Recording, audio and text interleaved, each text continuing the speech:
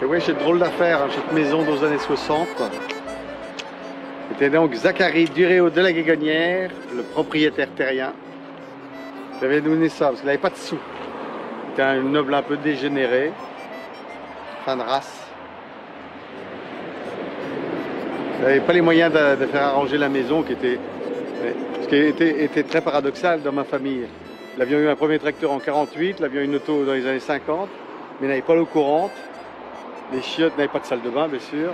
Les chiottes étant à 50 mètres dehors.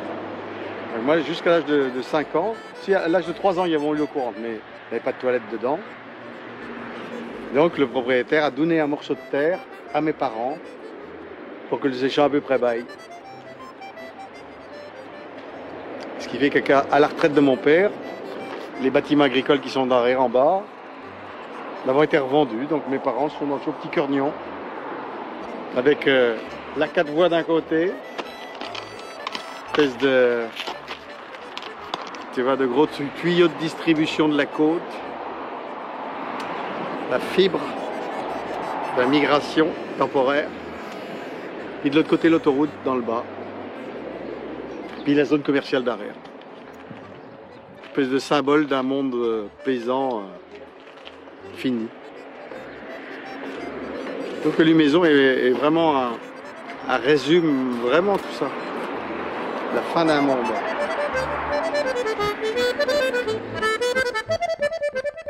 Moi j'ai l'impression qu'il est à la recherche des racines de Parlange. Ben oui. Parce que lui il a toujours été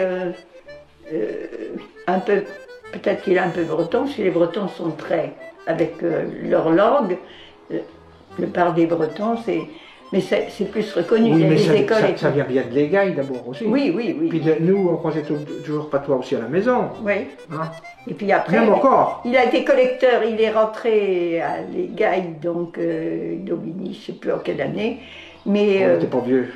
Il n'était pas vieux, mais il aimait bien ça parce qu'ils allaient faire des collectes chez les anciens, ils allaient danser, ils apprenaient. Et puis il faisait des spectacles, il a toujours été, lui, très pour le spectacle. Que nous, quand on allait à l'école, on était plus niches et on parlait patois. Oui. Mais lui aussi, d'ailleurs. C'est notre première langue, ça, hein, avant le français. Mais c'est bien pour ça que quand on allait à l'école, la maîtresse, elle nous disait... tous les jours de la campagne. On est en France, il faut parler tout le monde pareil. En Bretagne, ils conserveront davantage leur langue que les Vendéens, parce que les Vendéens, maintenant, c'est presque une honte de causer patois. Il y en a qui pensent que s'ils parlent patois, ils s'abaissent. C'est avilisant de revenir en arrière. Faire marche arrière. Hein? Le conteur chantre du patois vendéen se fait marcheur en juillet, d'Aubigny à Pougnérisson. Une envie de confronter la Vendée fantasmée de ses 20 ans avec la réalité d'aujourd'hui. Mais qui est Yannick Jolin, le gars d'une campagne, né à 5 km de la capitale de Vendée? Bon, il y avait un peu de son. Il sait pas trop ce qu'il va voir. Mais aller voir du monde,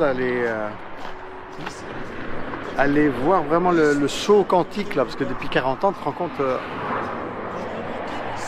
département a changé. Moi aussi, c'est bien, tu vois. Donc, est à la fois brutal et totalement stimulant, ça, de tout d'un coup de faire un saut de 40 ans, à la fois de soi-même et du pays où on est né et qui nous a donné nos bases. Moi, mes bases, ma culture, on se remet pas de son adolescence, de son enfance, quoi. Et vraiment, moi, ma construction politique, culturelle, elle a été faite en allant faire du collectage auprès des anciens, en allant prendre conscience de la culture qui nous avait pas été donnée, de cette culture paysanne qui n'avait pas du tout été prise en compte par le monde officiel, le monde de la prescription, le monde de l'instruction, le monde de l'éducation nationale. Et moi, tout d'un coup, à 16 ans, il découvrait ça, qu'on avait une valeur à trouver dans le monde qui était autour de nous. Donc il s'est allé pendant 10 ans faire ça, du collectage, aller essayer de prendre conscience de mon pays. Et depuis, la vie m'a amené ailleurs, m'a amené à, on peut dire, exploiter ce qu'il y avait appris là. Et là, 40 ans plus tard, quasiment, aller faire un retour à ça, à mes sources à moi, à mes sources du collectage, à mes sources de la rencontre avec le pays, à mes sources de ce qui m'a émancipé, ce qui m'a efferdayé, éparé l'esprit. Et forcément, pour moi, il est assez émouvant.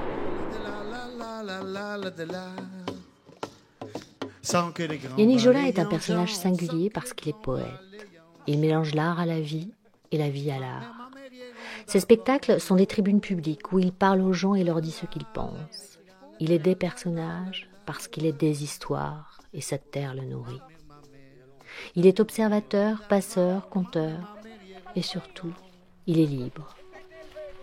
En cet été 2017, à l'aube de ses 60 ans, il décide de partir à pied sur les routes de sa terre natale, à la recherche de son histoire, de notre histoire, de l'identité vendéenne, du parlange. Sans se connaître, nous sommes partis à 4 sur les routes, ne sachant ce qu'on allait y trouver, ni qui nous allions y rencontrer. L'aventure fut courte mais sincère, en voici le récit. Alors on est parti. La première fois que j'ai filmé Yannick, c'était pour son spectacle Menteur. J'y étais allée sans enthousiasme, pensant que les patoisans étaient d'un autre âge, et qu'il en était. J'en suis ressortie séduite. Ce spectacle était magnifique, moderne. Son travail était passionnant. Il était comédien, conteur, chanteur et poète. Et il utilisait sa culture, ma culture, pour partager des histoires. La question que je m'étais posée alors, c'était de savoir pourquoi il n'était pas devenu l'étendard de notre belle Vendée, celle qui met en avant son passé pour applaudir son présent. C'est un peu incongru de penser qu'il y a une charrette de même. Et regarde ça. T'as vu? Ça, on est extraordinaire. La négation totale de la terre à cultiver. On met de l'enrobé pour éviter qu'on pousse un bout du rond. Les artistes ont un pouvoir sur leur territoire. En général, ils ne revendiquent que peu leur implication. Ou alors, pour rendre le territoire vulnérable et sans jouer. Par sa démarche artistique, Yannick révèle l'âme de l'identité vendéenne. Ça aussi est un comble d'avoir de jour d'espace vert pour entretenir ce qui était nos champs avant. C'est maintenant obligé d'avoir nos gars pour dire tant de la pelouse. Mais dans le temps, il labourait chez terre.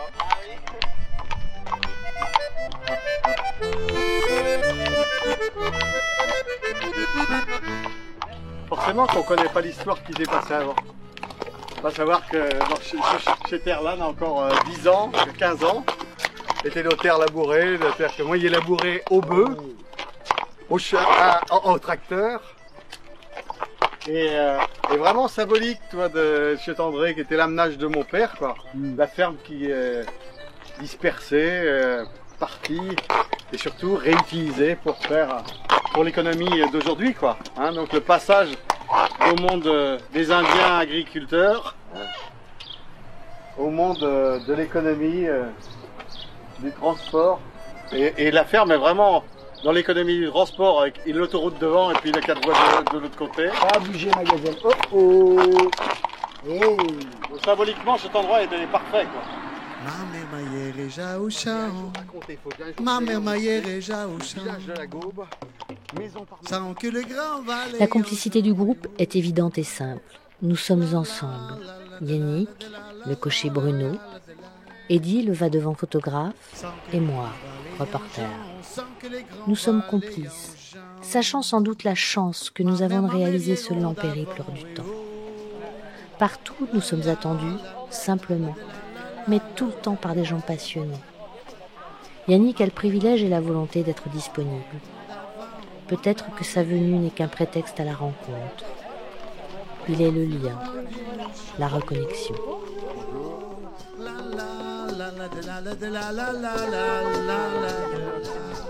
Avec là, pas tout le monde. Comment on va rentrer à la Roche là par des chemins? Oui. Bah oui, ça va pas. Tiens, t'as l'habitude, Ils risquent pas de rester bordel? Oh non. Avec l'Ève qui a chaud chez jour. Ils borderont pas. Premier échange en pur patois. Ils avons pris le chemin d'au bord. C'est votre première langue alors? Ah oui, ma langue maternelle, paternelle, tout ce qu'on veut, oui. Et vous l'avez gardée peut-être parce que vous êtes parti à Paris Oui, mais là-bas je ne l'ai pas parlé du tout. Mais de temps en temps, je plaçais un petit mot comme ça. J'étais avec mon parrain et ma marraine. Et quand je suis revenue là, alors là, mon frère parlait patois avec l'accent, moi j'aime pas trop bien. Et il parlait très vite, comme moi, je parle trop vite.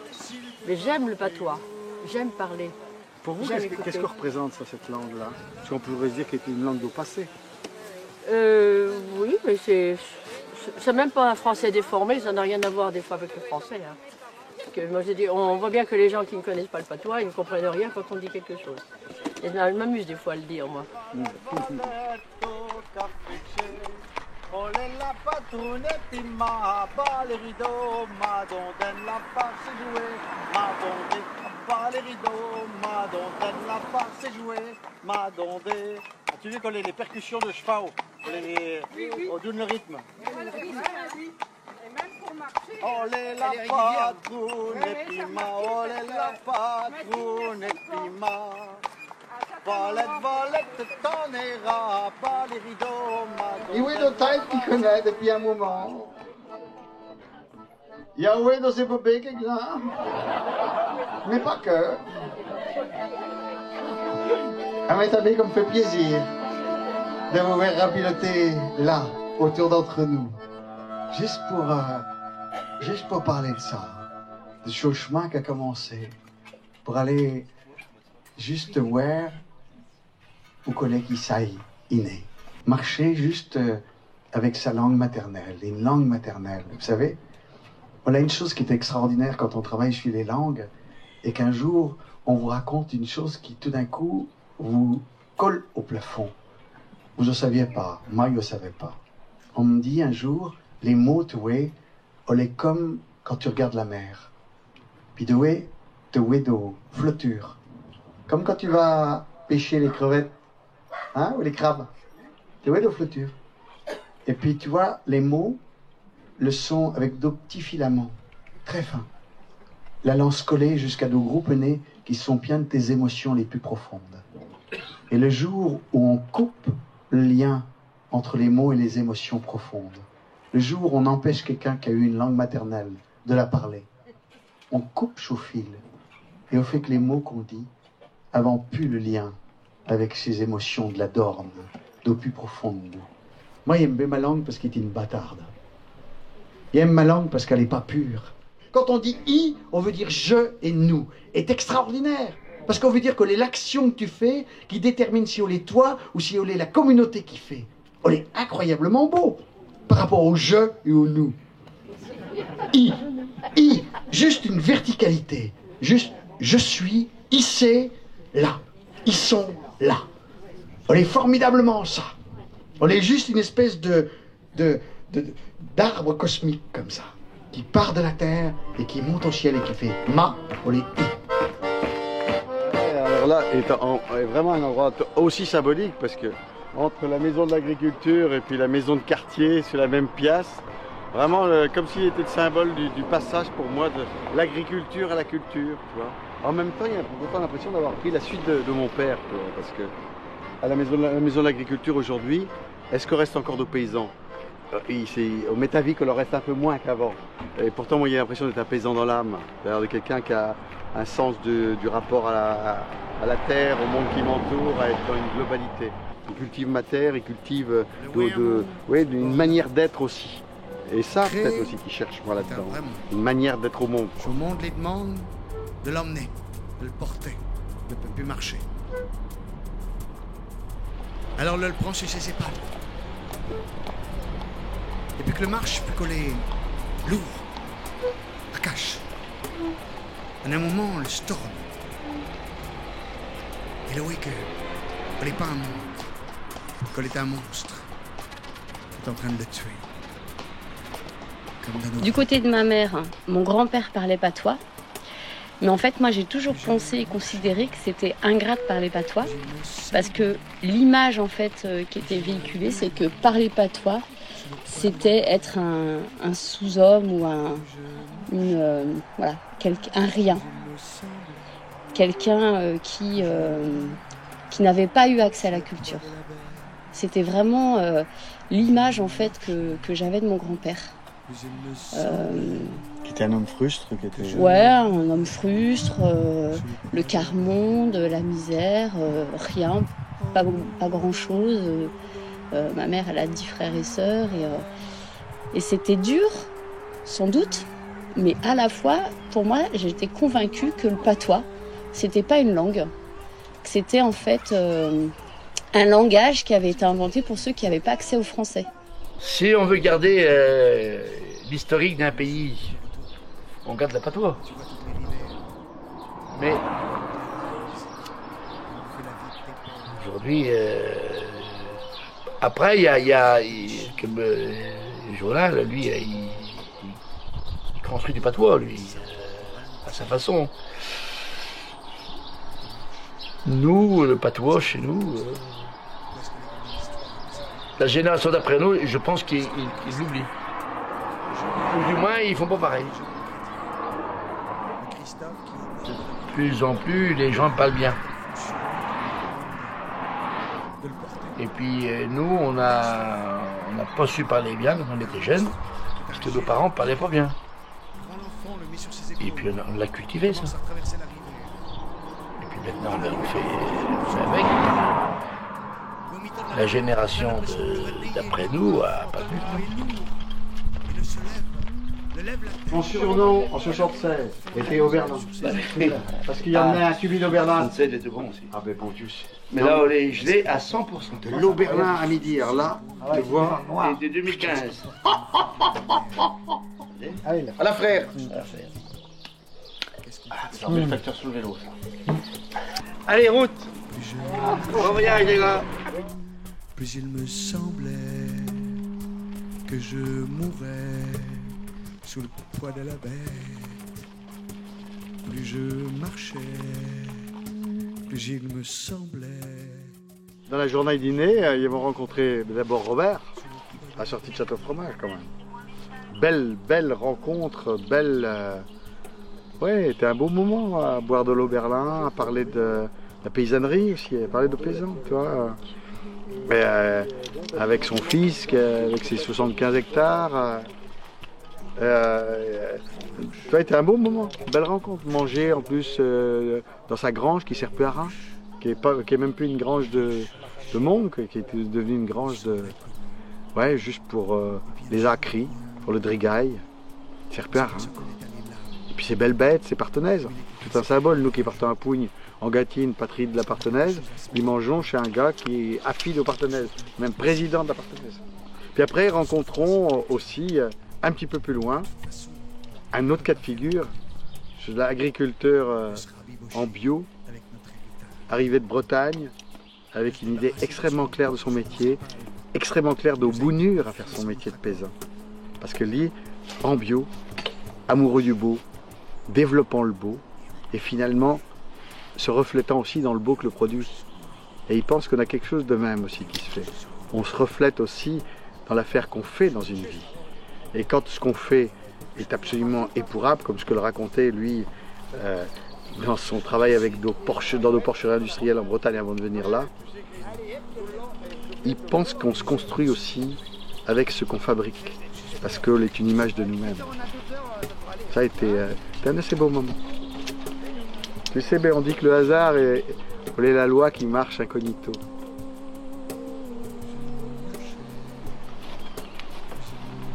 Ouais, donc ils pensent que oui.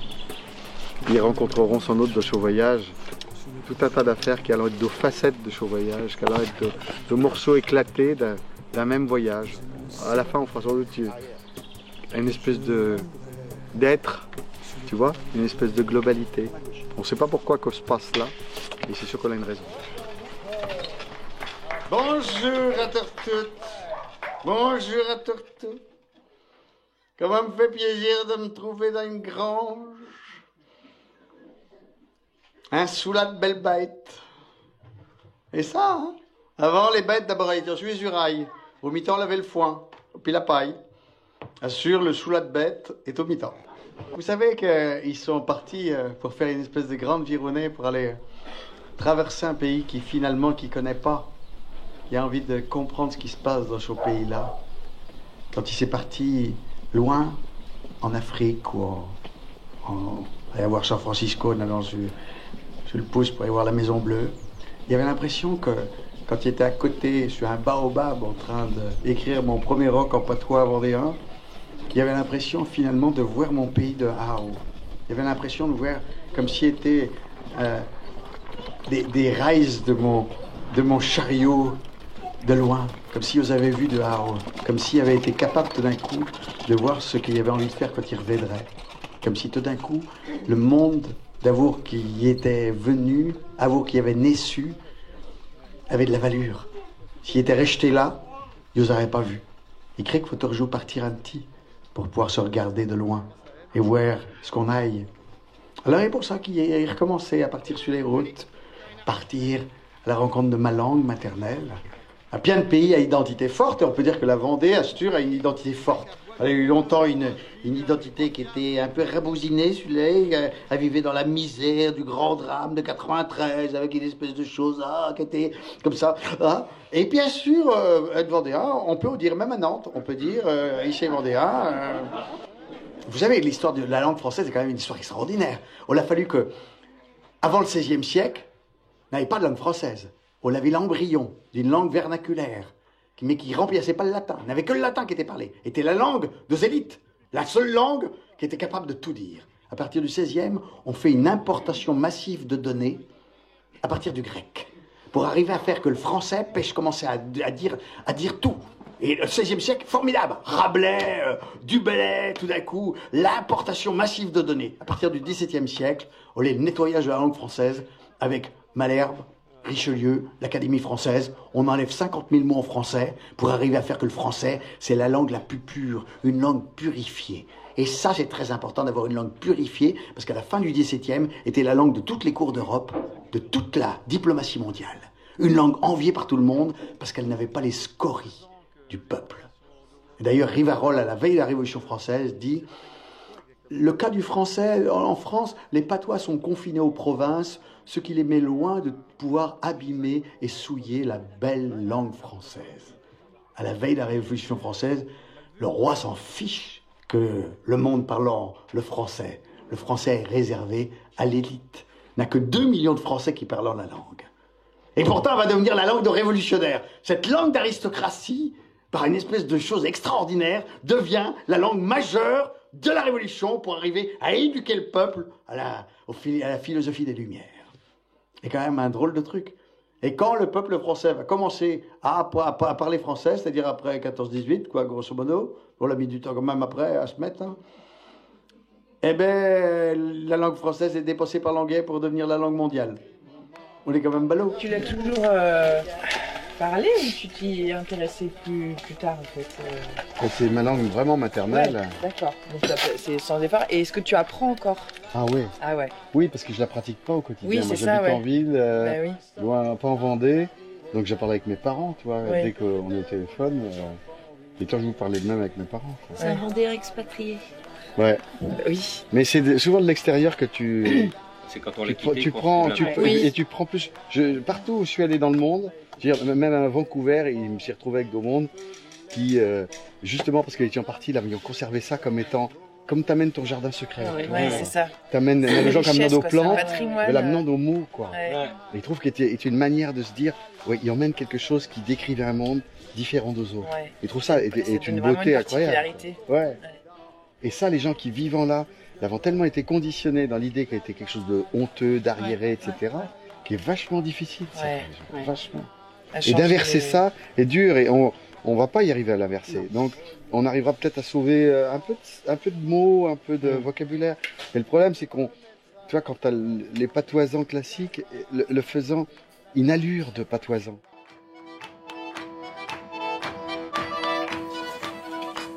Ah, jeudi matin, bonheur retrouvé, se retrouver juste Gazelle, Ocarina, Bruno et moi. Henri-Pierre nous a accompagnés un moment. Et là, ça y est, on se retrouve pour la première fois tous les deux. Là, je voyais un troupeau de limousines, un soulard de bêtes, en train de me cavaler dans un champ. Il me disait qu'il faisait ça pour ça. Exactement pour ça, pour voir juste nos bêtes cavaler dans un champ. Et il me rappelle à quel point il était triste, en habitant dans le Vaucluse, de pouvoir ça. De voir nos bêtes qui cavalent dans un champ. Et on me rappelle en plus la discussion avec Tanguy, le paysan bio des sources de Lyon. Il dit à quel point le fait de lutter contre les animaux, la viande animale mangée par les humains, à quel point c'était aussi mortifère pour forcément le paysage. C'est la présence d'autres animaux dans le paysage qui détermine le paysage.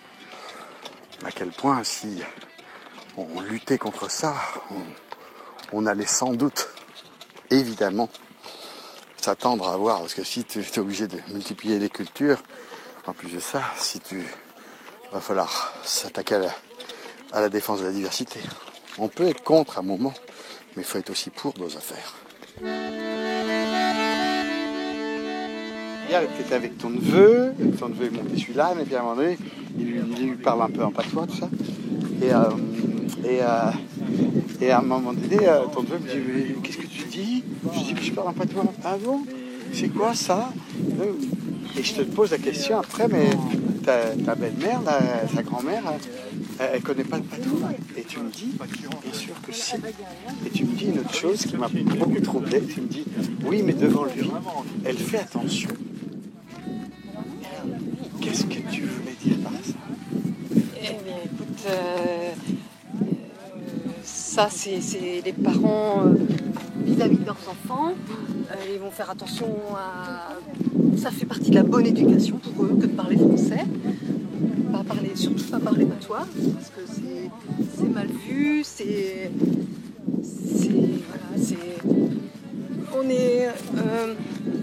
on est peut-être... c'est l'image de l'agriculteur, du paysan, qui est renforcée quand on parle patois. Donc faut paraître moderne, faut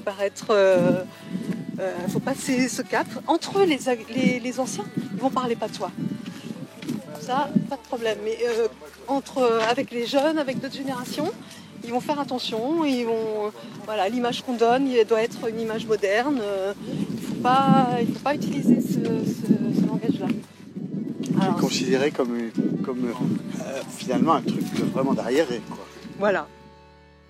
Ce serait donc toxique pour le développement intellectuel, mental de l'enfant, de lui dire les mots qui ont poussé sur cette terre pour la décrire dans sa singularité, pour parler de la qualité de la pluie qui tombe, du vent qui bûche, des plantes, de leur usage, de leur nom,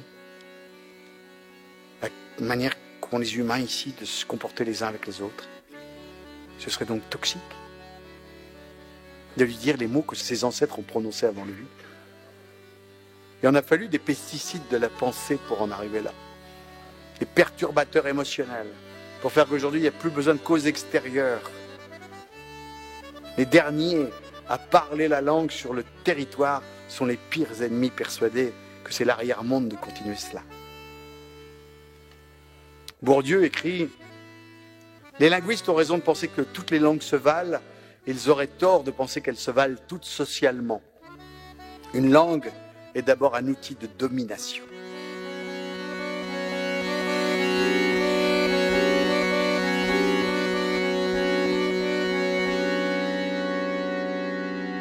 Ce matin, j'ai fait un bout de chemin avec Yannick et puis l'équipe. C'est une sacrée belle aventure.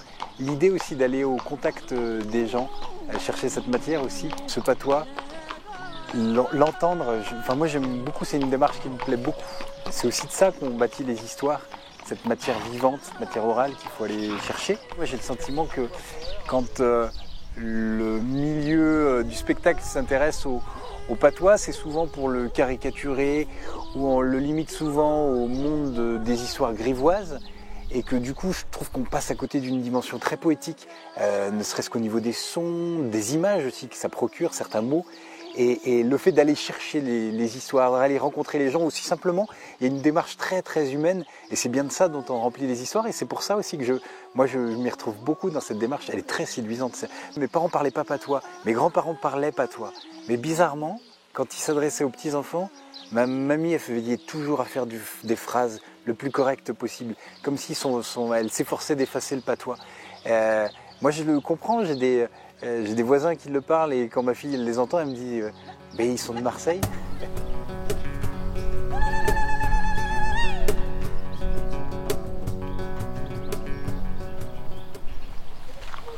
Donc là, tu vois, ils nous sont arrêtés au village d'Oga.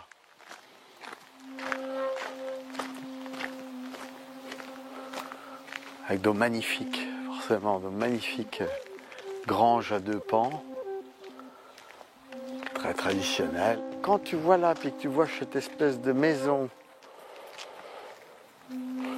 là-bas, avec ces tuiles noires, et ça, tu ne verrais jamais dans un village breton, tu ne verrais jamais dans un village basque. C'est-à-dire que le paysage et l'harmonie de maison n'a quelque chose qui fait partie du patrimoine, de quelque chose d'un savoir-faire, d'un savoir-être, d'un savoir-vivre les uns côté des autres dans nos maisons où on respecte un certain nombre de règles communes qui faisant partie d'un héritage commun. En Vendée, ça, on n'existe pas. Comme n'a pas eu de prescripteur pour dire que bien un ensemble, par exemple, de granges comme on a derrière là, eh ben, on peut avoir de la valeur.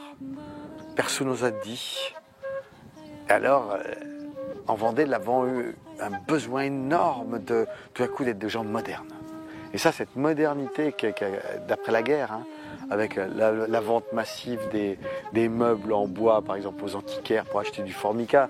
Toutes les maisons, on n'a pas une famille de paysans, ou qu'on n'a pas existé cette histoire-là. On n'a pas une famille de paysans, on n'a pas eu une envie d'avoir une maison moderne, hein, où tu fais en plus ta maison moderne, mais comme tu n'as plus de chouillarde, eh ben, tu fais ta cuisine, souvent dans le garage. C'est quand je parlais au niveau de la langue des théories de Frantz Fanon, qui parlait du colonialisme en disant quand un peuple est colonisé et qu'il commence pour ne pas trop souffrir de cette domination, ben, c'est un sentiment qu'on trouve dans toutes les civilisations du monde. C'est-à-dire qu'à un moment donné, il élimine sa langue et aussi tout ce qui caractérise sa propre culture pour prendre les atours de l'envahisseur, du dominant. Donc là, la culture dominante étant celle d'une modernité, la modernité est dominante, la modernité économique, on prend forcément la langue, mais aussi les pavillons, mais aussi les meubles du formica de l'après-guerre, etc. Il y avait tout ça. Aujourd'hui, on pourrait dire que regarde l'attrait pour la technologie moderne dans les peuples tout à fait, dans les yourtes mongols, tout le monde est connecté. Bon, c'est aussi ça. Mais voilà, ça fait partie des mécanismes de quand quelqu'un n'a pas conscience de sa singularité, de son identité profonde. Alors, c'est ça, c'est bien la question, c'est de se dire, il y a une Vendée qui est beaucoup plus fière qu'avant de se dire vendéenne, qui dit, oh, oui, c'est vrai, et il y a une conscience d'être vendéen qui est énorme par rapport à ce qu'elle a pu être. Alors qui, en plus, elle était sans doute sous-jacente, sans doute rapport à ce qui s'est passé en 93, bien évidemment, que là, il y a eu un fait marquant, quelque chose qui s'est marqué au fer rouge et qui a été révélé sans doute par des événements comme le Puy du Fou, les réussites industrielles, économiques, les événements comme le Vendée Globe. Et en même temps, c'est arrivé très rapidement et il n'y a pas eu quelque chose de... Alors, est-ce qu'on peut... la culture d'un peuple, c'est aussi la culture de tous les habitants d'un peuple. C'est tout d'un coup, c'est un peuple. Comment ça se fait? Qu'est-ce qui fait que les bâtiments ici, il y avait une harmonie des bâtiments? Qu'est-ce qui fait qu'à un moment donné, il y a des gens qui se sont habitués à faire les uns avec les autres? Ils ont tous fait de cette manière-là et que ça s'est transmis et qu'il y a tout d'un coup des gens qui ont réalisé le paysage de cette façon-là. Qu'est-ce qui fait qu'à un moment donné, dans ce pays-là, on a mangé de cette manière-là collectivement? On a fait des choses différentes d'ailleurs. On a parlé différemment d'ailleurs. Là, il y a un truc qui était collectivement intéressant, parce que si ça s'est fait là et pas ailleurs, c'est bien parce que ça correspondait à une singularité. Et moi, c'est ça qui m'intéresse là-dedans, c'est de me dire, au-delà des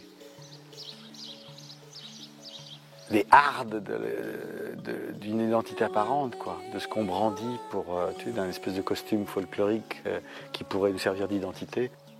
Pour moi, un humain, c'est comme... voilà, c'est ce qui me plaît dans la langue aussi, c'est que tout d'un coup, ma langue, justement, comme c'est une langue bâtarde, comme c'est une langue pas finie, comme c'est une langue qui ressemble à des jardins de pépé, où tu as des espèces qui n'avont pas été,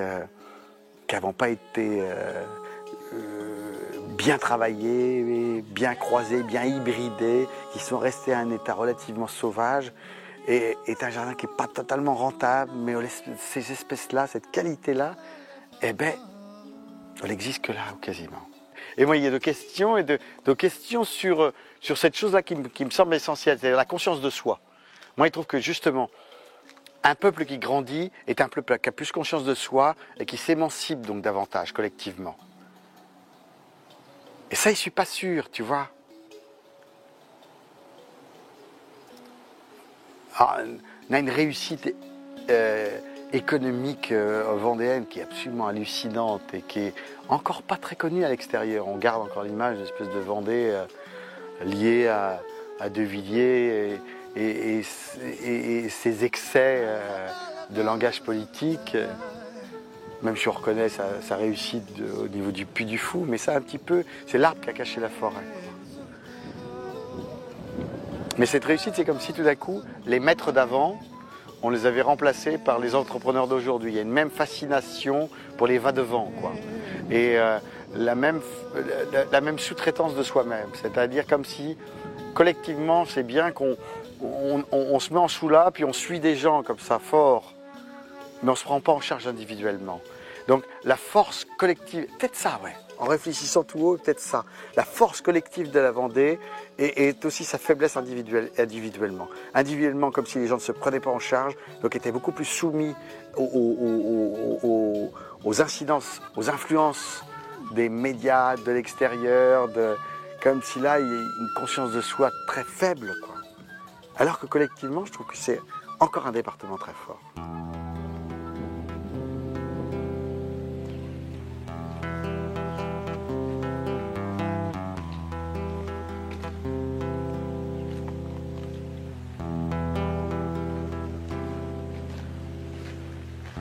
Moi si j'étais de bois, je serais de ce bois qui fait les goélettes.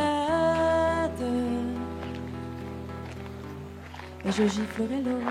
Et puis qui sait, moi, pour dire, faire des diagnostics sur la Vendée. Après, c'est ça, c'est surtout ça qui m'intéressait de toute façon dans cette berlandinerie, là. On a rencontré quand même des gens exceptionnels tout du long déjà. De toute façon, partout où on va, tu sais, ce qu'on dit tout le temps, c'est qu'on emmène sa misère avec soi. Et une histoire comme ça qui est racontée où il y a un type qui arrive à un croisement, puis il voit un homme, puis il lui dit « Ah, le clocher qu'on voit là-bas, comment ils sont les gens ?» Ah, il dit, le pépé qui est là au coin du chemin, il dit « Mais comment ils étaient d'où tu viens, toi ?»« Ah, c'était hargneux, ils étaient méchants, ils étaient jaloux, c'est saligots, quoi. » Alors passe ton chemin, tu verras ici, ils sont pareils. Et après vient un homme qui arrive et qui dit « Ah, il y a un clocher de village là. Alors, peut-être y aller, moi. Les gens, ils sont comment là ?» Il pose la même question. Il dit « Ah, chez moi, bon, c'était un endroit formidable, des gens extraordinaires, avec, il y avait de l'amour, il y avait de l'amitié, il y avait d'autres choses, mais c'était bien.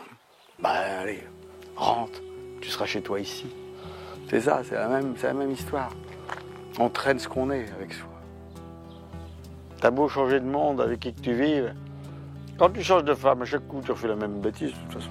J'étais un volcan, je ferais un boucan tel que des antipodes. Hein? Quelques siècles après, encore on parlerait de terreur et d'exode. Moi si j'étais le feu, j'aurais pour qui le veut de profondes caresses. Et pour qui ne veut pas, je frierais un trépas de lumière et d'ivresse. Vivre, vivre, vivre, Ah, vivre, vivre. le trésor est là. Ça est la plus belle eau dure du monde. Ça, tu vois, un pilote-biais, tu vois, l'eau dure de ça, l'eau dure d'eau métive, l'eau dure d'eau biais. Mais ça, tu vois,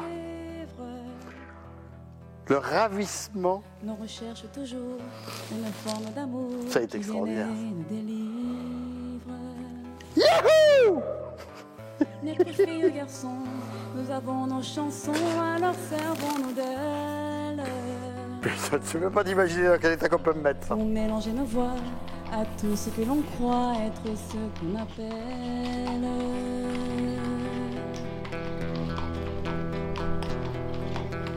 Vivre, vivre, vivre, vivre, vivre.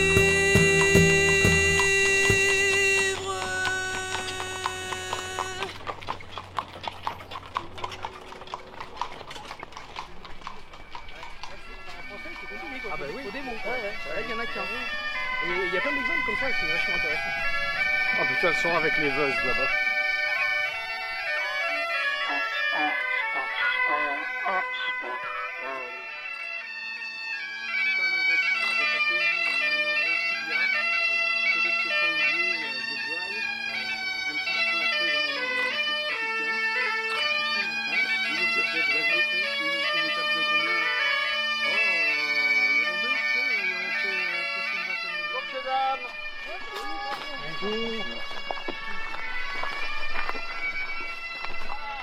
C'est formidable d'avoir un comité d'accueil de même.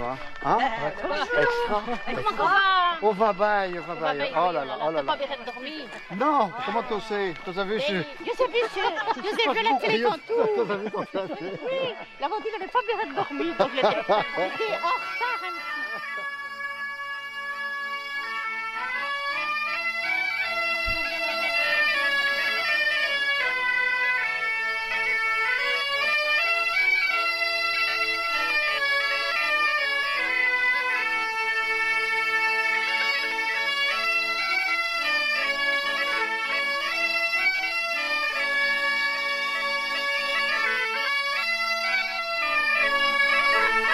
T'as vu comme elle est bien ça? Le patois a été abandonné et parce que c'était pas forcément bien et noble de parler patois, mais inversement mon grand-père en rigolait dans le sens où une fois il a eu la visite d'un commercial et il lui a dit acide d'un. Le commercial lui répond non désolé, je ne bois pas de cidre. Mon grand-père dit, cette histoire, je l'ai entendue mais 1000 fois dans ma vie parce que ces commerciaux, ils comprennent rien. Bon, attends, il va attendre que les gens montent pour trinquer, parce qu'il va pas faire de chier. Tout le monde boué dans le même verre, comment que je passe? Non. Bonjour les mondes, qui dit chez qui saille. Yannick Jolin, né su et affié en parlange, en érucé de paysan.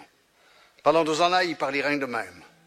Et quand il devait dire un artiste, un caroulé, il décidait d'osmoncer tout ce qu'il ferait avec chaud parlange. Il est tout de suite sauté qu'à cause de dessus. Il irait jamais aussi haut que les autres personnages artistes d'au même sous l'acma. Mesdames et messieurs, laissez-moi me présenter. Yannick Jolin, né et élevé en patois, en dialecte de culture paysanne. Pendant des années, ce fut mon unique langage. Et quand je devins un artiste, un performeur, j'ai voulu ensemencer chacune de mes créations avec ma langue. À cause de cela, j'ai tout de suite su que je ne pourrais jamais dépasser un certain niveau de reconnaissance dans mon milieu artistique. On se remet jamais du pays de l'enfance, de la vacance du temps. On se remet jamais du pays de l'enfance. Derrière la transmission de la langue, il y a aussi la malice d'une langue. Il y a aussi la malice d'un pays. Et il y a la manière de décrire le monde. Donc les mots, regarde. Qu'est-ce que tu crois qui a été transmis au niveau de la nature, par exemple? Par des gens à qui on a empêché de dire une langue, on a passé à des mots de français, et les mots de français sont pour décrire, c'est une surface, mais il n'y a plus rien derrière. Donc ça veut dire que vraiment la manière de s'inscrire dans un monde, de s'inscrire dans un territoire, d'utiliser effectivement les plantes, d'utiliser le monde qui t'entoure et de décrire le monde qui t'entoure, t'as plus les outils, t'as plus les outils. T'as des outils pour parler.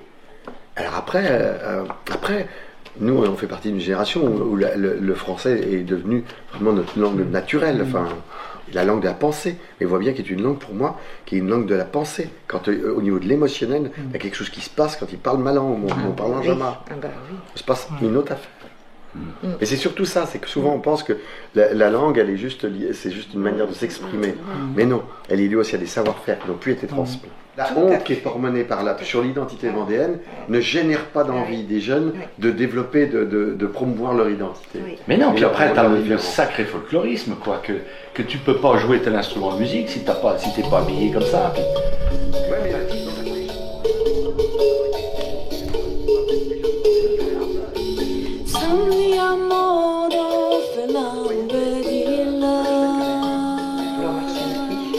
Demain, il y a un spectacle à faire. Il n'y a pas commencé à y travailler encore.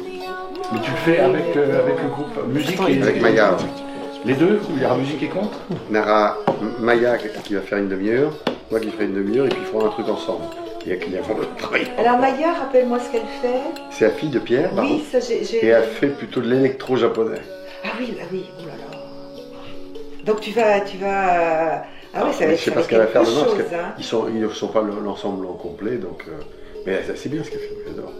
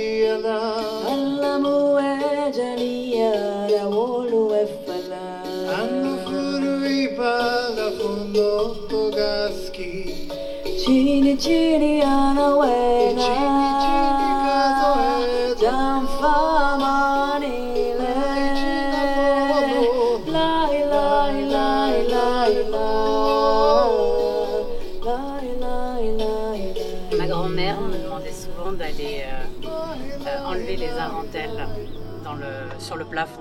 Et je trouvais ça tellement joli parce que pour moi, ça m'invitait au voyage. J'allais enlever les dentelles. Enfant, les arentelles pour moi c'était des dentelles. Et j'allais enlever les dentelles de la maison. Donc pour moi, je faisais quelque chose de beau. Je ne faisais pas du ménage. Je n'étais pas en train d'enlever les toiles d'araignée qui sont au niveau français beaucoup moins jolies, moins beaux que les arentelles qui m'emmenaient en voyage lorsque j'étais petite. Là, je découvrais. C'était tout un monde.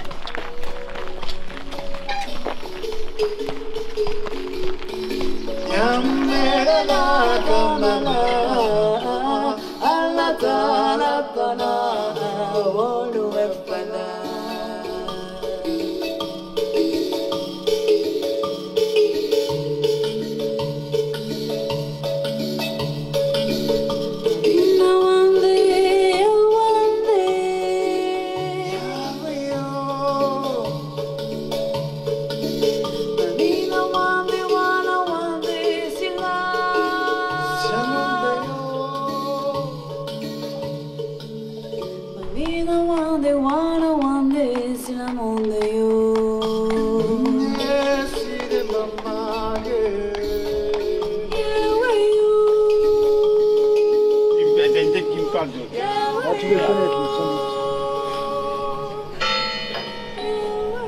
C'est un sacré bonhomme, celui-là. On n'a pas choisi le pire endroit.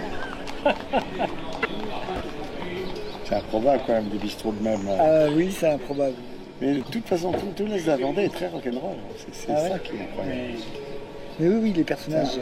Il y a des trucs. On a passé de l'autre côté du miroir. Ça y est, on attaque la falaise. On nous a pas demandé si on voulait boire un truc. Non, par contre, ça le souci pas de ne m'intéresse pas tellement. Jolin 2. Jolin 2. Ça le fait? Bah, écoute, je crois que ça a fait. Hein.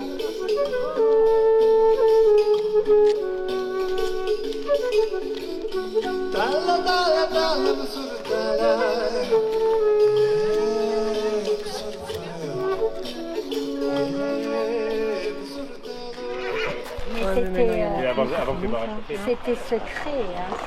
On ne pas le dire. Ben non, on n'avait pas le droit, sans doute. On n'avait pas le droit. Ah, vous avez fait combien de kilomètres depuis votre départ? Parce que... T'as les cheveux coupés. T'as les cheveux coupés. Putain, Sarrazin. Madame Bonjour. Non, de la... On a un moment qui t'avait pas vu, ma petit gars. Hein? Sarrazin, mais mais parce qu'il est vu d'une piancarte que t'étais là, il dit il faut qu'il va à la Morvia Mouchelnaï chercher sur la poêle de la farine. Hein? Comment vas-tu, mon petit Yannick? On va pas si loin. Hein? Tu te penses bête? Mais t'habites où, toi, là? Mais il habite chez nous. On a une semaine où quasiment, ils ont commencé lundi, là, une espèce de traversée de la Vendée jusqu'à Pougne. Une occasion finalement très égoïste, moi, de recoller un peu avec moi. Hein. D'aller me promener comme ça sur les chemins d'un endroit qui m'importe particulièrement, c'est-à-dire la Vendée. Vendée, puis Hauts-de-Sèvres, parce que malgré tout, Pougne a été extrêmement important dans mon histoire. Et l'envie surtout d'aller voir ce qui se passait, d'aller voir, me dire, finalement, Chopéi, il ne le connaît pas, il ne le connaît plus. Tu vois, pendant 10 ans, il a fait de collecte d'histoire chez les vieux, mais après, je me suis fabriqué ma propre idée d'une Vendée peut-être trop magnifiée, peut-être trop...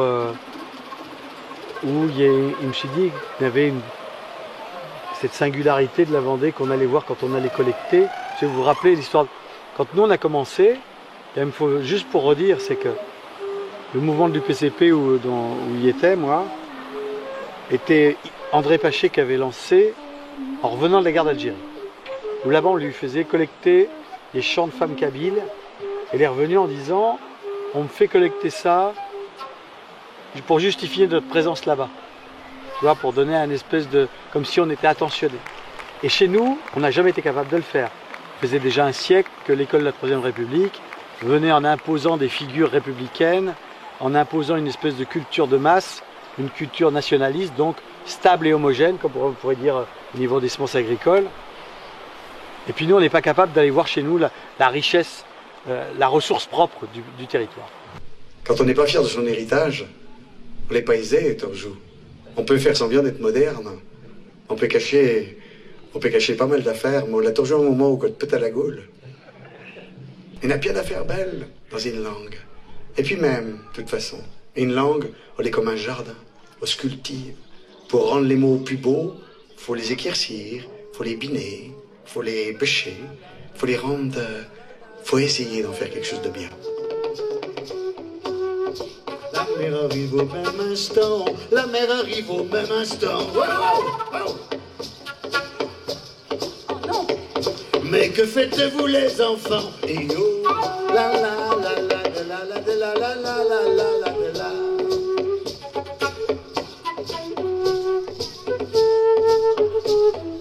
Il est en train de lui compter les dents, il suis en train de lui compter les dents. Oh, il y en manque une sur le devant, et oh, la la la la la la la la la la la la la la la la la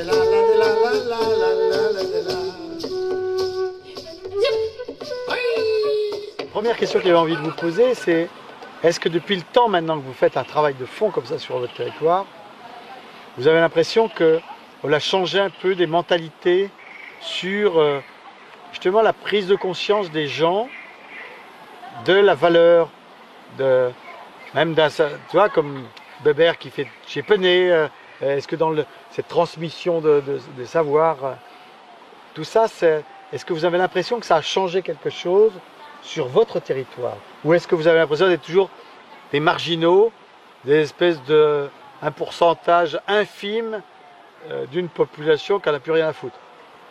Il y a quand même des choses qui changent. C'est-à-dire que l'action du CPIE, à nous tout seul, on fait rien.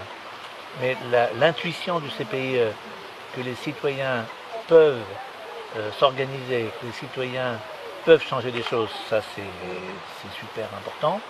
Et deuxièmement, je crois que quelque chose qui est très important aussi, c'est que le CPIE a compris depuis longtemps que l'action citoyenne n'est pas suffisante si on ne fait pas un vrai travail de collaboration avec ceux qui décident. Les décideurs aujourd'hui, il y a deux types de décideurs avec lesquels il faut impérativement travailler. C'est les élus, ils ont la légitimité pour agir, donc c'est avec eux qu'il faut travailler. Et puis après, il y a les investisseurs, les entrepreneurs. Ce qui n'a pas changé, c'est que le Vendéen regarde toujours au-dessus de la haie, quoi, en fait. Il regarde son voisin. Et s'il voit que son voisin, ça marche, ce qu'il fait, il a tendance à reproduire ce qui se fait, ce qui marche. Sur Saint-Mémin, s'il y a un tiers de... Ah oui, c'est bien parce que les gens ont regardé au-dessus de la haie. Puis ils se sont dit, bah, putain, mon voisin est pas plus con que moi. Ce et sera lui, il l'a lundi fait. soir, le thème de Et il y a ça aussi qui se fait dans tous les domaines, en fait. Ce qui fait notre attractivité, c'est notre ADN, en fait. Qu'est-ce qui fait notre ADN de Vendéen et qu'est-ce qui fait qu'on a envie d'être un territoire... qu'est-ce qu'on a envie de transmettre et de révéler sur ce territoire. Et pour être attractif, auparavant, c'était que des routes ou la fibre. Et on voit que ça marche pas, en fait. Non. C'est pas avec ça qu'on sera plus attractif que son voisin, parce que de toute façon, de Brest à Bayonne, les zones d'activité, c'est exactement les mêmes. Il n'y en a pas une qui est spécifique à notre territoire. Donc pour être attractif, c'est ce qu'on dit en ce moment, en fait. C'est notre cadre de vie qui va rendre le territoire attractif et c'est ce qu'on va pouvoir produire ensemble. Et ça, je pense que les entreprises commencent aussi à réfléchir avec ça et se disent que finalement, c'est pas plus couillon qu'autre chose, c'est d'investir dans l'humain sur un territoire. Et aujourd'hui, on est dans des projets d'aménagement du territoire qui, à mon avis, sont dépassés. Qui sont sur des visions d'il y a 20 ans. Et on le voit sur les dernières routes qui se créent, c'est plus du tout une demande. En fait, elles se font sur... c'est des projets d'il y a 30 ans. C'est des projets d'il y a 30 ans qu'on fait parce qu'on a dit à un moment donné qu'on allait les faire. Et on marche. On marche nos vies. On marche. On marche sur les chemins qui nous semblent inconnus. Et puis un jour, au coin, on s'aperçoit qu'on est allé là où il était inscrit qu'on aille un jour. Parce qu'on a quelque chose à se mettre en paix avec quelque chose de notre passé. Que de toute façon, il faudra s'y coltiner. Que de toute façon, on ne peut pas faire l'économie de se rabibocher avec notre héritage. De se débarrasser de ce qu'on porte sur nos épaules, qui nous a été confié sans notre accord. Et on marche. Et on marche. Et on marche sur nos vies. Et on marche sur nos pères. Et on marche vers des étels. Et on marche vers des voies lactées. Et on marche vers soi. Et on marche juste pour se retrouver, juste pour aller au cœur de soi. Et on marche. Et on marche. Je marchais, puis il me semblait que je mourrais sous le poids de la bête. Plus je marchais, plus il me semblait que je mourrais sous le poids de la bête.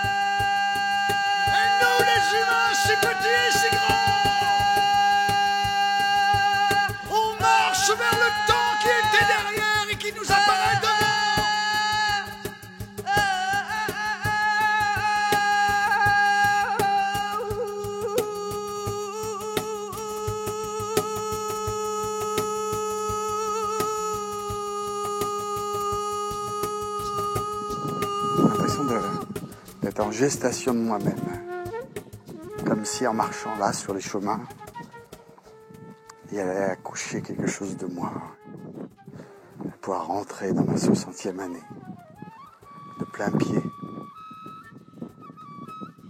comme s'il était, vous voyez, un rituel, passage à un autre âge. Il y a quelque chose de moi qui cherche au travers de toutes ces rencontres et qui assume peut-être sa part plus spirituelle. On voit bien hier au spectacle, en fait ce qui a totalement ramassé les gens, c'est la dernière chanson, on va appeler ça comme ça, improvisée avec Maya. Plus je marchais, il me semblait que je mourrais sous le poids de la bête. L'histoire de cet héritage qu'on porte et qui parfois à notre insu nous ravage, nous écrase, nous étouffe, nous accache. Et parfois cet héritage, on peut le transformer, le transporter un peu comme le vieux Saint Christophe en enfant de lumière. Ce Jésus qui nous habite finalement, cet espoir d'un homme meilleur, cet espoir d'une beauté qui serait notre maître intérieur. Là, on est vraiment dans le mélange de chrétiens et de païens, quoi. C'est des fontaines sacrées à mort. C'est beau, hein. On a bu de l'eau bénite, de l'eau sacrée. Donc, je ne sais pas ce qu'elle a comme vertu. Ils ont demandé de serre. Est-ce qu'elle sert à faire les galettes de la chemie, de la crêperie? Ça, je ne sais pas. Et ça est un outil d'époque, tu vois. Ça, c'est d'époque. C'est un outil totalement d'époque. À la vôtre. Moi j'ai déjà bu, j'attends les effets. Comment vas-tu? Ça va? Qui comprend pas? Yannick est venu, je m'avais dit surtout, moi il veut un petit comité, juste pour un petit groupe pour parler de ce qui se passe chez vous, quoi. Bon ben t'es invité chez nous, ils t'accueillons, comme on accueille les gens. On l'a devant même. Ah ben, oui. Hein? Ce qui est intéressant dans tout ça aussi, c'est les évolutions globales de la société. La demande forte de la bio, la demande forte de l'environnement, de nouvelles valeurs autour de l'environnement, mais aussi de valeurs de répartition, je crois. Je crois que le monde industriel, notamment, en partie, a compris qu'on ne pouvait pas continuer à travailler avec les paysans en les saignant comme ils le faisaient. Et il faut répartir. T'as dit ça à Michel-Édouard Leclerc aussi? Non. Mais on en a parlé avec des partenaires locaux qui sont présents. Yves Gonor et puis Laurent Bellion là, qui travaille à Fleury-Michon. Fleury-Michon. Entreprise locale. Et donc ça fait 3500 personnes. Il y a un vrai partenariat qui est quelque chose d'assez nouveau. Même pour moi c'est révolutionnaire, je veux dire le mot, dans le respect qu'il y a entre l'entreprise, les producteurs, et puis même, on sait que Fleury-Michon a une certaine politique d'entreprise qui n'est pas banale en général, mais là il y a un acte supplémentaire, il y a un pas supplémentaire qui va jusqu'à la production. Et ça c'est vraiment très bien. C'est assez unique ça en France, le lien entre une industrie et des producteurs locaux d'un bassin, quoi, comme ça. On a eu la chance, une chance extraordinaire quand on a créé le Jardin des Puits. C'est quoi le Jardin des Puits qui est un chantier d'insertion basé sur le maraîchage biologique.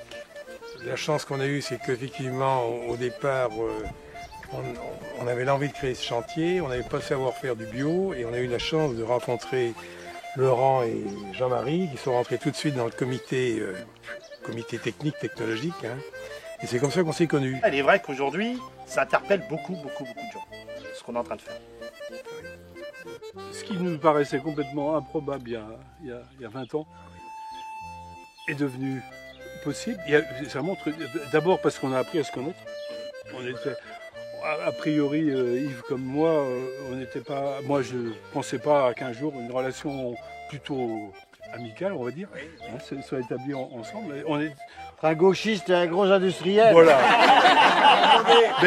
mais si. Là, il va peut-être te dire que là, tu mets ça avec sur un jouk, ben, tu te dis où qu'ils vont mettre la charrue. Hein. Un vrai partenariat se construit sur la confiance. Alors la confiance, elle ne se crée pas sur un coup de dé ou pas sur l'hypothétique de savoir qui sera perdant, qui sera gagnant. Et là, il y a une dimension c'est-à-dire de dire, on prend pas les gens pour du diable ou pour, tu vois, et donc il y a du possible quand il y a du pour, quoi.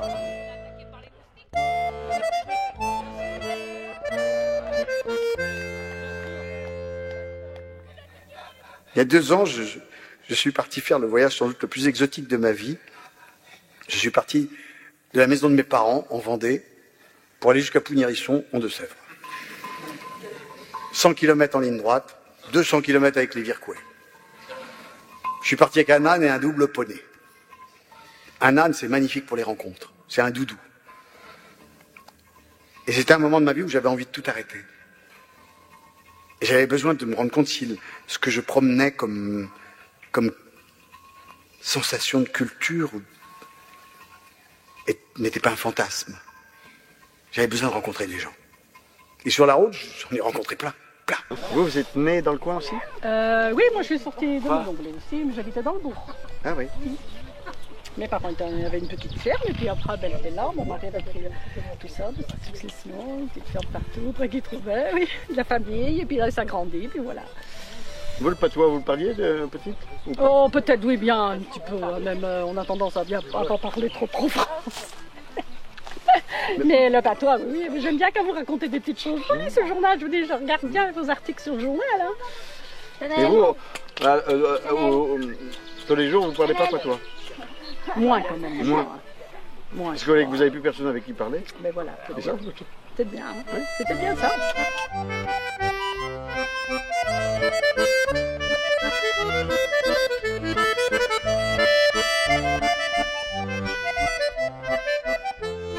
Le problème d'une langue, sa densité, le mot, le vocabulaire. Oui, parce que là, de génération en génération, on s'en va quand même, parce que les drôles, après, elles s'en vont à l'école, elles ne parlent pas comme ça. Puis même moi, les mots compliqués, il y en a des mots qu'ils n'utilisent pas tout le temps. Il faut trouver le moment pour en faire, donc il faut avoir suffisamment de temps de parole avec le monde. Et ce qui est rigolo, c'est que, par exemple, vous autres, comme Jean-Pierre Bertrand, on le parle très bien patois, puis d'un coup, pof, le coupe, tout en français. Alors que moi, tout en français, il n'y arrive pas. Oh. Enfin, ou à peine. Et moi, par contre, dès qu'il entend un peu le patois, il va tendre l'oreille, mais plus fort. Parce que... Toi, tu l'as parlé, chez ta famille parlait en Torjou. Donc toi, t'as naissé là-dedans, puis t'es resté dedans. Ouais. Les gars de Saint-André parlaient un peu plus patois, comme on était à l'école à Sriveret. Les gars de Saint-André parlaient un peu plus le patois que les autres. Ah oui. Ouais. Pourquoi? Mais Nado Poche, Nado André, même c'est mieux conservé que d'autres. Puis il va te dire aujourd'hui, moi, je trouve que c'est une richesse. Ouais. Il est comme un trésor, après tout. Faut pas que tout le monde soit pareil. T'en fais une fierté alors qu'elle a été plutôt une honte pour Bédo Monde. Pas une honte, mais tu t'empêchais d'en parler. Tu t'en parlais pas. Parce que. Enfin, oui. Nous y avons rencontré plein de gens qui étaient marqués par la honte, surtout de femmes.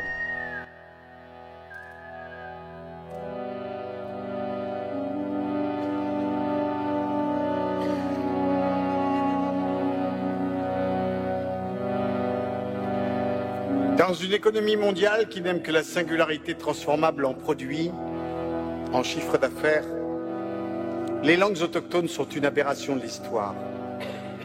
Elles échappent à la finance, aux autoroutes de l'information. Peut-être grâce à cela, elles deviendront un jour un lieu de résistance. Près de 7000 langues encore parlées sur la Terre. 7000. Certaines parlées par plus de chercheurs que de locuteurs natifs. Toutes les langues sont belles. Toutes les langues ont leur génie. À chaque fois que je parle une nouvelle langue, à chaque fois je deviens plus un homme, dit un proverbe arménien. Quand on parle une nouvelle langue, c'est comme si on se mettait une passoire à nouilles sur les yeux, avec les trous pas au même endroit. Ça oblige à voir le monde autrement. Charles Quint disait, je parle allemand avec mes chevaux, avec mes soldats, italien avec les femmes, français avec les amis, espagnol avec Dieu. Mais la langue maternelle,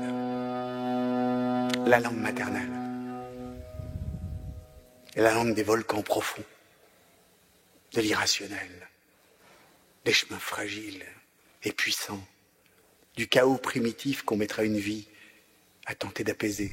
Là, tu vois, donc il boit la chantant, mais alors là pour moi... Il y a du sucre, hein, ceci qui pourrait faire... Ouais, il n'y en a même pas besoin de sucre.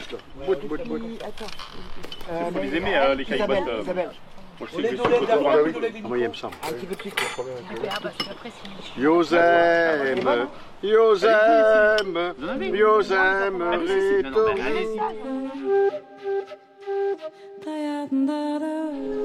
Mes parents ne me parlaient pas patois. J'entendais, j'ai même appris du patois en dehors de la Vendée en rejoignant des amis vendéens loin déracinés dans la Drôme là-bas. Pour moi, je lui donnais pas de valeur. Là, ça me pose question, ce spectacle-là me pose question parce qu'effectivement, ça reste mes racines. Et effectivement, je l'entends. Il y a des mots que je comprends.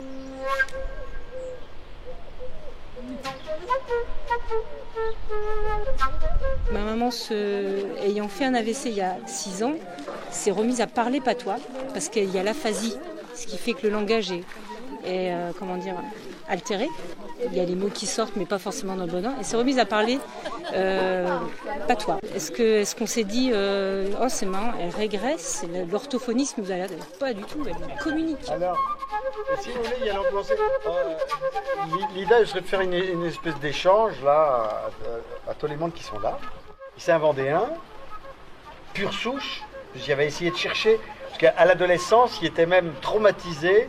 Il me sentait handicapé parce qu'il n'y avait pas d'origine autre que vendéenne. Il y a vraiment une très grande différence entre les origines et l'héritage et l'identité. L'identité, c'est quelque chose qui est en perpétuel changement. Oui. C'est qui est en évolution, c'est en construction. L'identité, on change tous. L'identité qu'on a aujourd'hui, elle est liée à plein de choses qui sont les nouveaux appareils qu'on utilise tous, les nouvelles manières de se comporter avec les uns et avec les autres. Par contre, on a un héritage, on a des origines. Et c'est vrai que l'origine de cette langue, forcément qu'elle est elle est poitevine. Et depuis 30 ans, il y a l'impression quand même que la Vendée est beaucoup plus fière de s'afficher vendéenne qu'elle était il y a 30 ans. Par rapport à l'identité vendéenne, ce qui est très spécifique, c'est que le département de la Vendée est le seul, à mon sens, qui ait une identité propre et spécifique. Quand tu vas n'importe où, je sais pas, tu vas par exemple dans les Côtes d'Armor, les gens vont se dire breton. Oui. Où tu descends dans le Midi, ils vont se rattacher à l'Occitanie et tout ce que tu veux, mais jamais à un département ou alors à une ville. Un Bordelais va se dire Bordelais. Il n'y a que la Vendée qui a une identité en tant que département. On est né de cette chose incroyable qui s'est passée en 1793, c'est sûr. Après, est-ce qu'on peut bâtir la Vendée qu'autour de ça?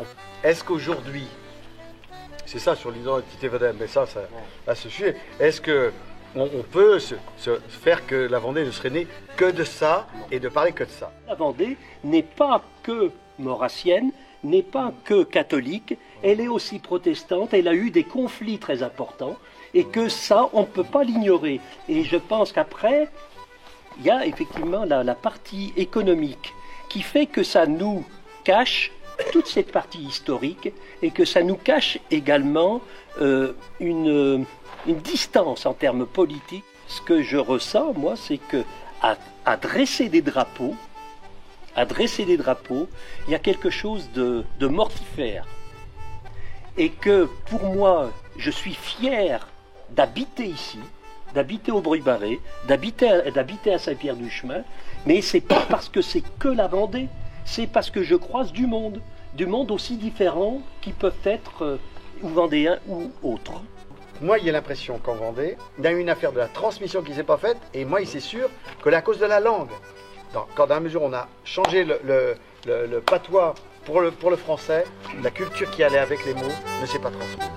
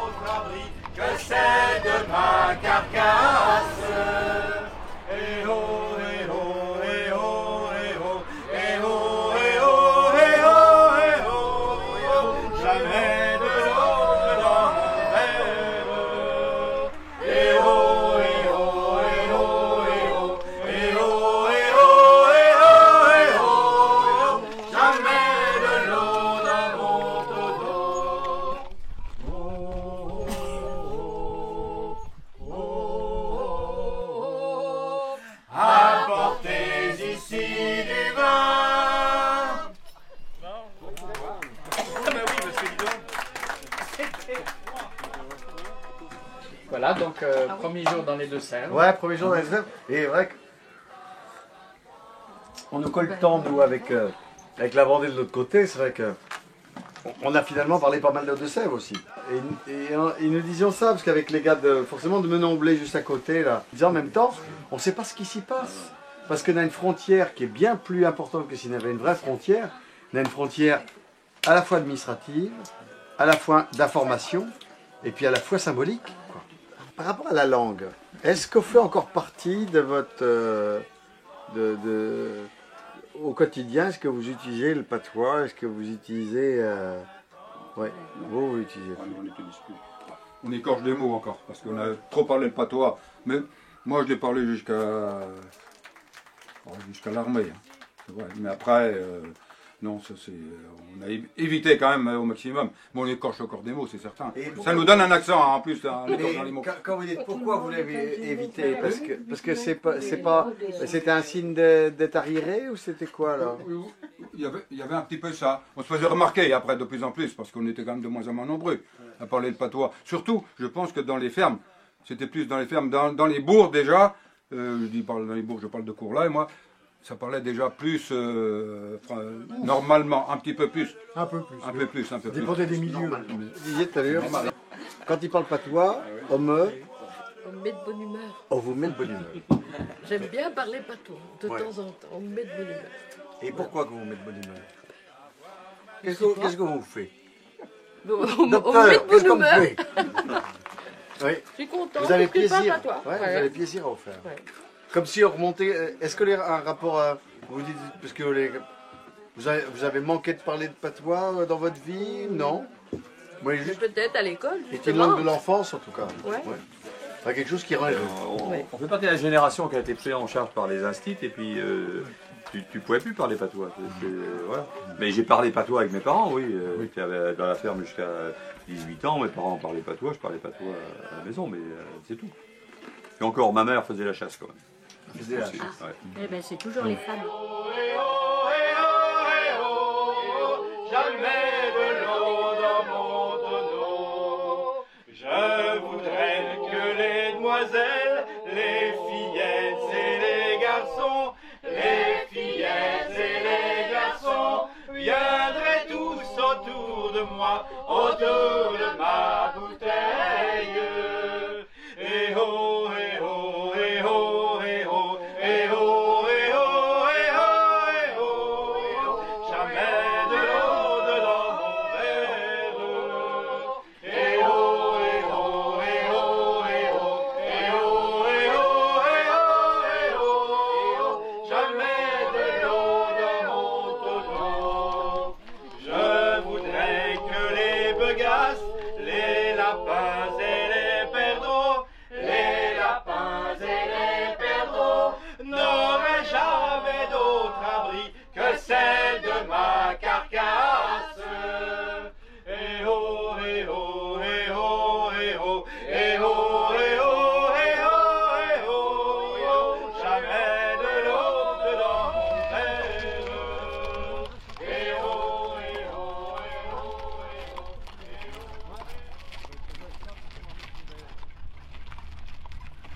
C'est le vrai Yannick Jolin.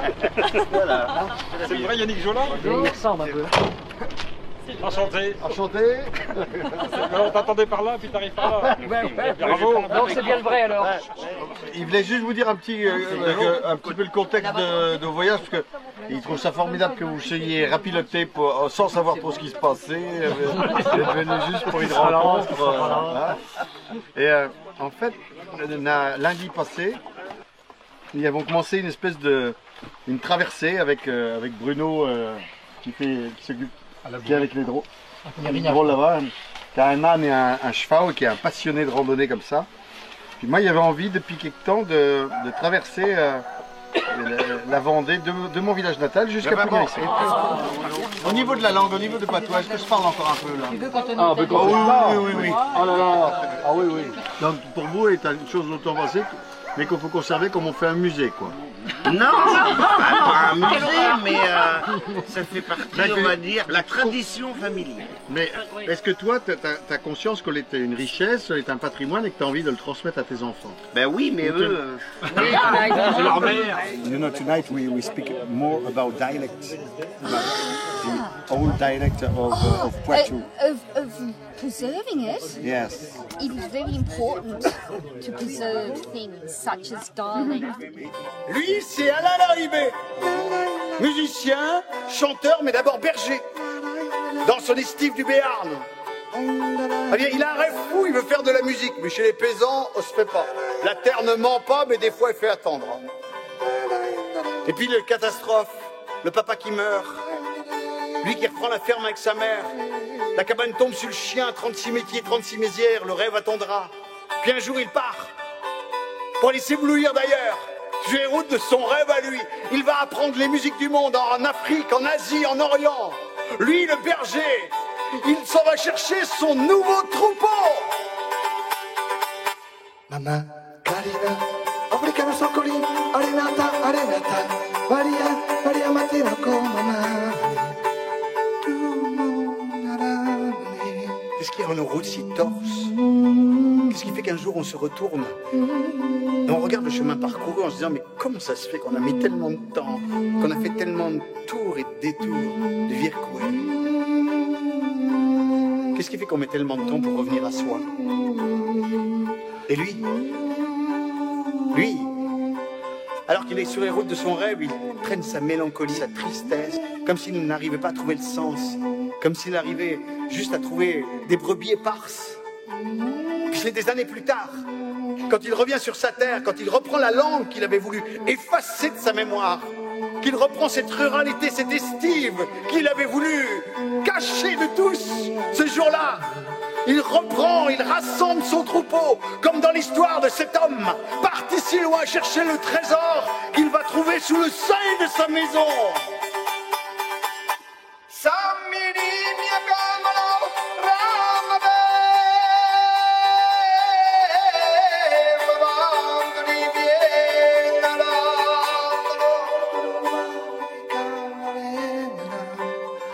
Quand on aime, il faut partir. Quand on vit dans un pays où la transmission ne se fait plus. Quand on vit dans un pays dominé où plus personne ne se rend compte de cela. Alors il faut partir. Pour pouvoir regarder de côté, de travers, de traviole, les traces de son chariot d'enfance. Pour être capable un jour de revenir. Pour faire de nouveaux chemins. Tracer de nouvelles voies. J'ai une femme qui est là, qui parle en anglais, qui est d'Australie. Elle était en train de me dire que justement, l'affaire peut-être la plus importante aujourd'hui dans un monde qui est de plus en plus normalisé et mondialisé, était de garder sa différence, était de garder les choses qui faisant qu'on est capable justement de regarder le monde différemment. Et ça fait partie de la langue, on fait partie d'une manière de pouvoir dire le monde autrement, de pouvoir regarder le monde autrement. Parce que quand on a perdu notre langue, quand on a perdu le patois, on n'a pas perdu que des mots, on a perdu aussi une culture. Pour moi, la langue est un outil de résistance. Il le parle dans tous les endroits. Il n'y a que les gens de Poitou qui se disent mais comment est-ce qu'on peut intéresser nos gens à l'extérieur quand on mène ton patois à Lille ou à Marseille ou à Paris? Là, l'on pas de comprendre. N'avant tellement pas confiance qu'on peut avoir une valeur universelle. Mais n'importe quelle langue du monde, si elle est bien utilisée, elle peut servir pour dire nos affaires, pour parler de la philosophie du monde entier. Ah oui.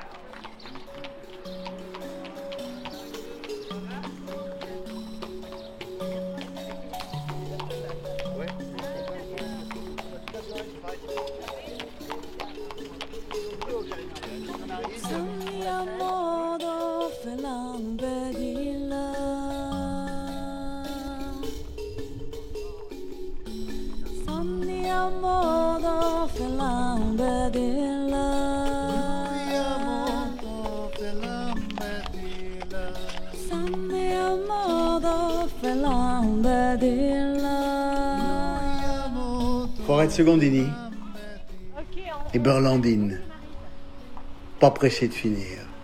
Non. Voilà deux mondes qui marchent avec nous. On est arrivé d'autres fois et il a aimé ça, le partage.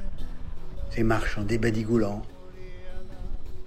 Et je crois avoir joui à plein de mes solitudes, à regarder les soulades bêtes cavalant dans les champs, senti l'eau dure d'eau métive Porto, manger d'eau prune, d'eau miaulée, d'eau mûre, et marcher dans les charaos, des chemins creux remplis de fantômes, de fragounettes et de falives érondes.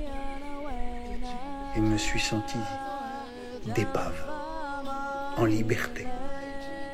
La charrette Queen, de Macre nous arrête, on dételle, tire, pousse, hinche, un rein nous occupe. Les aborigènes d'Australie passent leur temps à marcher sur les chemins en chantant ce qu'ils nomment l'empreinte des ancêtres. Ils le font pour une raison importante. Sans cela, le monde disparaîtrait. Tout pays dont on ne sait plus raconter l'histoire, dire le nom des plantes, disparaît. Comme Lola en Australie, mais Chola aussi, les pistes sont nombreuses. La mienne, elle est pleine de fermes disparues, d'odeurs de paille, de bruits de tractures, d'odeurs rassurantes d'étables. Bref, le paradis d'enfance à jamais avalé par le temps. Je vais arriver à Pougnérisson, dans ce nombril des histoires, une autre source pour irriguer d'autres champs. Je comprends aujourd'hui que je suis un paysan pour toujours. J'ai pris la suite de mon père, de ma mère, d'une autre façon. Je porte leur héritage magnifique, leur seul trésor, une façon de voir le monde, un jardin de mots, arroagé, rapiloté au fil des générations, des mots arrivés au fil de l'onde à caroler sur les différentes branches de la famille, un jardin de semences anciennes, un patrimoine précieux de l'humanité.